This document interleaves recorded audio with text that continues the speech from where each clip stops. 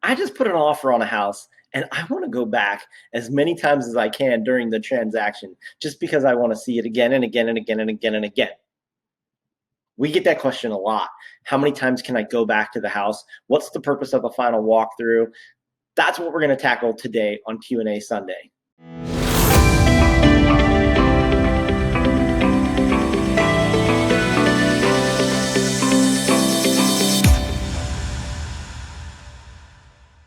Welcome to Q&A Sunday. I'm Rich Dallas with Berkshire Hathaway, the Dallas-Fincham team. And on today's episode, we're going to talk a little bit about how many times do you get to walk through a house? What's the purpose of a final walkthrough? And if I don't like something that I see during the final walkthrough, what are my options? Okay, so let's, first of all, we go under agreement. In the contract, it states that you are allowed to walk through that house 2 times. 2 times. So if you want to go and measure for furniture, or you want to go and do whatever you want to do, you can do that 1 time. Because what you want to do is you want to reserve that second walkthrough for what's called the final walkthrough. Right before the closing, what you're going to want to do is walk through that property. And the purpose of a final walkthrough is it's not to find things wrong and try to go beat up the seller because you have them over a barrel because you're about to close. That's not the right thing to do. The purpose of a walkthrough. Now, let me back up. If something's majorly wrong, don't get me wrong, we're going to fight for you and we're going to get you, whatever needs to happen. However, the purpose of going through the walkthrough is to make sure that they didn't take any of the appliances that they should have left. They didn't poke any holes in the walls as they were moving out of the house, and that the house looks like it did when you purchased it. That's the purpose of a final walkthrough.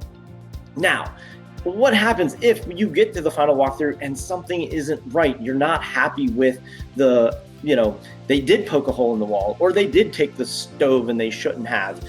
Then we go to battle. We will negotiate. We will get them to bring something back. We will do whatever it takes to make the client happy, and so we can move forward to the closing. But those are, just a little bit about walking through the property.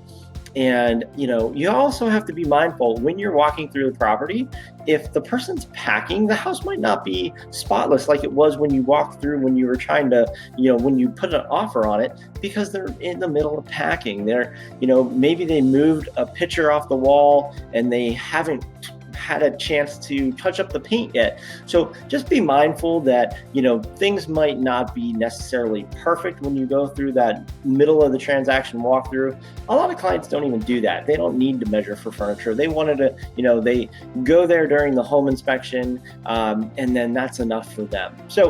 But again, per the contract, you get 2 walkthroughs. You want to reserve 1 for the final walkthrough as your last day right before the closing to make sure what you're buying looks like you expect it to. And then again, if we come up with an issue during the home or the final walkthrough, we'll negotiate and we'll get you through it.